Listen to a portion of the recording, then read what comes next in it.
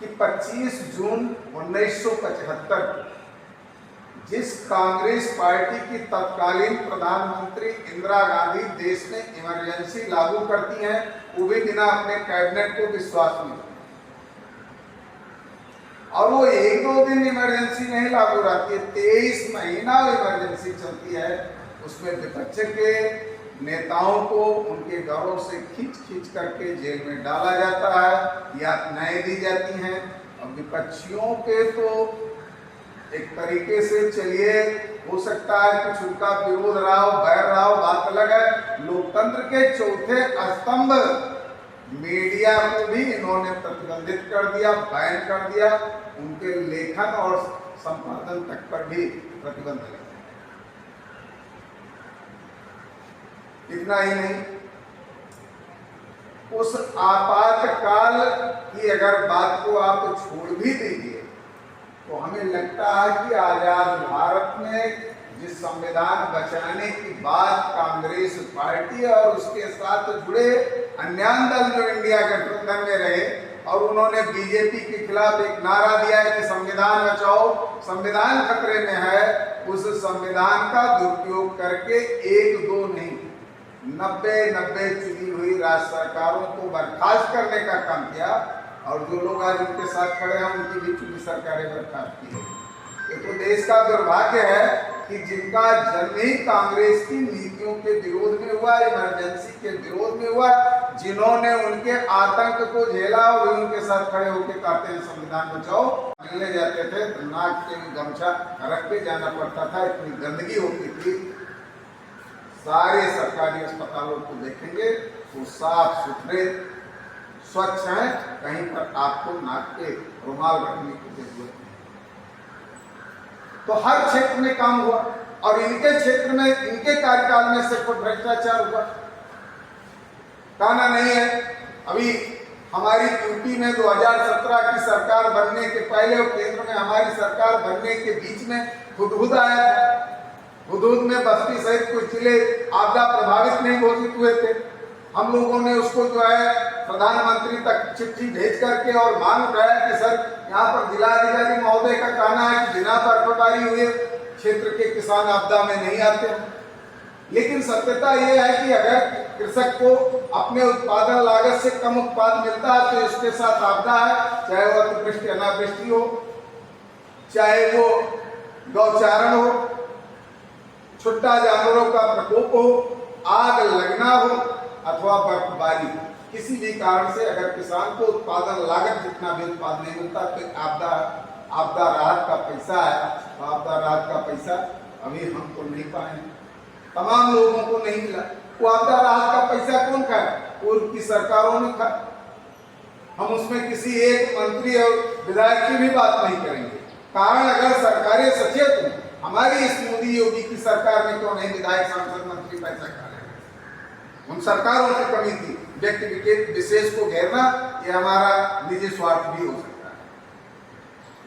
तो ये कहना चाहेंगे कि विपक्ष के पास जब कोई मुद्दा नहीं मिला तो उसने जनता को भरमाया कि संविधान खतरे में है, और संविधान को अगर खतरा हुआ तो तुम्हारा आरक्षण खतरे में है, तुम खतरे में हो। इसको हम लोगों को जाकर के बताना होगा, और जाकर के कोई जरूर नहीं कि आप अपने समय का नुकसान करें। जहाँ गांव गली चौराहे पर हम बैठते हैं, चर्चा करते हैं, फोन पे ही बात होती है, हमको बताना होगा कि कांग्रेस के समय में क्या हुआ, हमारे समय में। और वो मोदी सरकार संविधान को खतरा पहुंचाएगी, वो मोदी सरकार आरक्षण को खतरा पहुंचाएगी जिस मोदी सरकार ने हर गरीब के आवास की चिंता की, जिस मोदी सरकार ने हर घर शौचालय की चिंता की। पूर्व में भी कुछ जगह शौचालय बनते रहे होंगे, लेकिन शौचालय के पैसे का बंदरबाट होता था। हो सकता है 12,000 में हमारे शौचालय न बने हों, किसी ने 50,000 लगाया, किसी ने 1,20,000 लगाया, लेकिन जो सरकार का देय 12,000 रुपया था, किसी को उसमें 11.5 भी भुगतान नहीं हुआ, सबके खाते में 12,000 आया है। ये पारदर्शिता रही हमारी सरकार की। जिस सरकार ने हर गाँव में सड़क पहुंचाया, बिजली पहुंचाया, पानी पहुंचाया, कोविड काल से लेकर के आज तक हर व्यक्ति के भुखमरी का कोई शिकार ना हो, उसके घर खाने की समस्या ना हो, खाद्यान्न निःशुल्क उपलब्ध कराया। ठीक है, कुछ लोग दुरुपयोग करते हो, तो दुरुपयोग करने वाले के नैतिकता पे सवाल है, ना कि सरकार की मंशा पर। जिस व्यक्ति ने सम्मान निधि पहुंचाया, तमाम छोटे किसान ऐसे हैं कितना भी छोटा जानवर उनका नुकसान करते हो, जिनके पास 1 बीघा होगा उनका उतना नुकसान नहीं होता जितना वो सम्मान निधि पाता। और सबसे बड़ी चीज, अगर कहीं कुछ नुकसान हो रहा है तो सरकार का दोष तो वहां कहीं हमको नहीं दिखता। सरकार ने गौशाला बनवाया, शायद हर 2-3 न्याय पंचायत के बीच में तो गौशाला आई है। अगर वो गौशाले से कागज में चल रहे हैं तो उस पर बोलने का काम बनता है, उस पर बोलने का काम हमारा है। चारे दाने की व्यवस्था नहीं है तो उस पर बोलने का दायित्व हमारा है। वैसे पर्याप्त गौशालाएं ठीक ठाक ढंग से चल रहे हैं।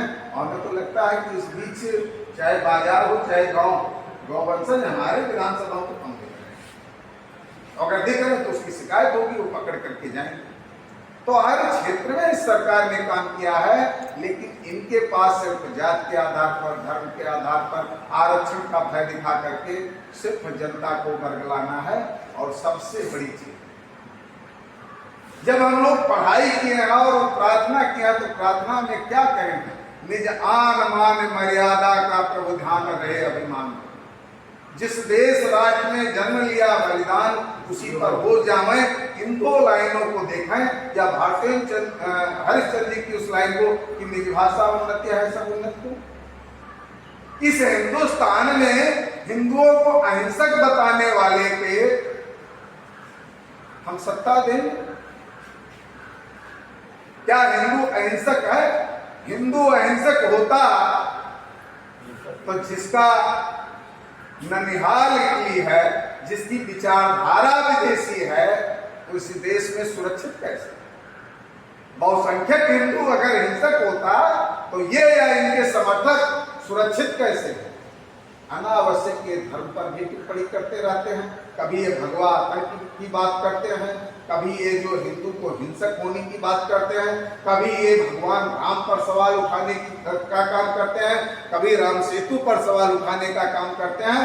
राम मंदिर तो हमारा लंबे भी था, यूपीए 2 में तो हम सभी जानते हैं कि राम सेतु तोड़ने के लिए भी लगे थे। और तब हम लोगों ने लिखा था कि सागर पे बनाया था जो राम जी ने राम सेतु नहीं केवल जानकी को लंका से लाने हेतु, अरे जानकी को लंका से लाना तो बहाना था, असल में धरती से पाप को मिटाना था।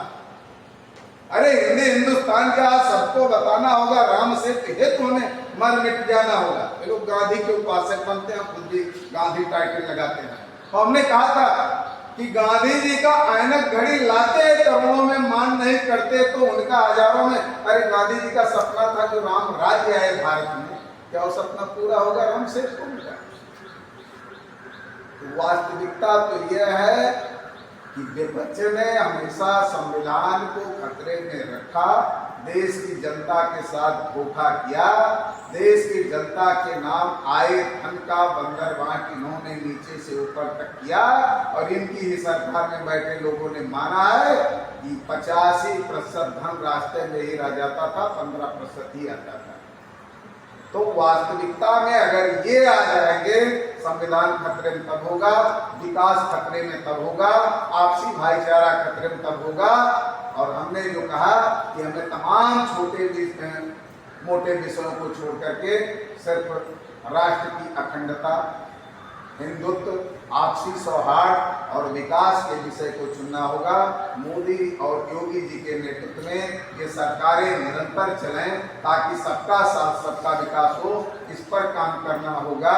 किसी भी गांव क्षेत्र में किसने विरोध किया, किसने सपोर्ट किया, इसकी चिंता छोड़ देनी चाहिए, क्योंकि इसी विचारधारा के साथ हमने देखा है कि जब स्वर्गीय जगदम्बा सिंह और विनोद सिंह का चुनाव आया तो हमारा समाज बट गया था। अगर बटोगे तो उस बटने का नुकसान यही होगा कि सदन में सुनने वाले सांसद जाके पहुंच जाएंगे और आप यही कहते रह जाओगे कि सांसद जी पे न्योतवा खाएंगे। कब न्योतवा खाएंगे? कोई चौराहो हमारा सम्मान करिए। अरे हमारा सांसद, हमारा विधायक लाख कमियां होगी तो उस, जबकि देश के संविधान के सार का दुरुपयोग और लोकतंत्र का गला घोटने का काम किया तो कांग्रेस ने। यूं भी देश के विभाजन में भी माना जाता है कि कांग्रेस मौन रही। कांग्रेस ने अपना रुख स्पष्ट नहीं किया, अन्यथा ये अखंड भारत खंड खंड ना होता। और जिसके संदर्भ में कई बार मैं मंचों से कह चुका हूं कि कांग्रेस जिसने बांट दिया था देश, अरे पाकिस्तान हो या बांग्लादेश सबके थे, हम ही नहीं। और ऐसी कांग्रेस आज समाज में भ्रम फैलाती है। और वो भ्रम क्यों फैलाती है? क्योंकि विकास के मुद्दे पर, सुरक्षा के मुद्दे पर, शिक्षा के मुद्दे पर, चिकित्सा के मुद्दे पर, सड़क के मुद्दे पर, देश की सुरक्षा के मुद्दे पर, किसी मुद्दे पर विपक्ष के पास विषय ही नहीं कि वो सत्ता को घेरे। क्योंकि नरेंद्र मोदी जी के नेतृत्व में तो कार्यकाल में ही इतने कार्य किए गए जो इन्होंने अपने 70 वर्षों के कार्यकाल में नहीं कर सके। और ये जनता देख रही है। लोकसभा चुनाव के दौरान जाके जगह जगह हमने कहा भी कि जिन सड़कों पर कभी हम लोग धान बैठाया करते थे, जिन सड़कों पर हम प्रयास करते थे कि खड़ंजा ही लग जाए, वो सड़कें आज पिच बनी है और चौड़ी सड़कें बनी है, गुणवत्ता युक्त सड़कें बनी है। तमाम गांवों में बिजली का कनेक्शन, कुछ घर की बात छोड़ दीजिए, गांव ही विद्युतीकरण से बन चुके। और आज घर घर बिजली का पोल पहुंचा, तार पहुंचा, और बिजली समय से पहुंचती है। ट्रांसफार्मर हम लोगों के जब कांग्रेस का कार्यकाल था, अन्य दलों का कार्यकाल था, हम लोग छोटे थे तो हमने देखा ट्रांसफार्मर जल जाता था। तो एक तो गाँव भर चंदा लगाते थे, वो भी 1 महीने के पहले ट्रांसफार्मर नहीं लगता। आज ट्रांसफार्मर हो, जम्पर हो, यहाँ तक कि पावर हाउस की समस्या हो। अभी कल परसों हम लोगों ने बिजली की समस्या से जरूर थोड़ा सा हम लोग परेशान हुए, चाहे वो हरैया फीडर के रहे हों, पीरपुर के रहे हों, छावनी के रहे हों। लेकिन आधी रात अधिकारियों ने लग करके परसों और कल भी विद्युत व्यवस्था को तत्काल बहाल करने का काम किया। अन्यथा अगर पावर हाउस से बिजली खराब होती थी तो माना जाता था कि 15 दिन तो बिजली नहीं है। गांव में फ्यूज भी उठ जाता था तो 3 दिन लगता था, लेकिन वो व्यवस्थाएं तत्काल बहाल। कुछ काम होने भी बाकी, ऐसा नहीं चिकित्सालयों में कुछ और डॉक्टरों को होना चाहिए, कुछ अन्य सुविधाओं होना चाहिए, लेकिन इनके कार्यकाल की बात कीजिए। हम सरकारी अस्पताल में जाते थे किसी परिजन से मिलने, हो सकता है कि अगर हम सक्षम थे तो सरकारी में अपने मरीज न भर्ती। जो मोदी की है उसकी योजनाएं इतनी अच्छी हैं कि जन जन सुखी होगा और जन जन को न्याय मिलेगा। इसी के साथ हम अपनी वाणी को ध्यान देंगे। जय हिंद।